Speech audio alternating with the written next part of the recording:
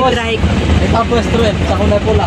So para lang kami ay makauwi agad kasi sobrang haba ng mga pila doon sa mga terminal ng jeep.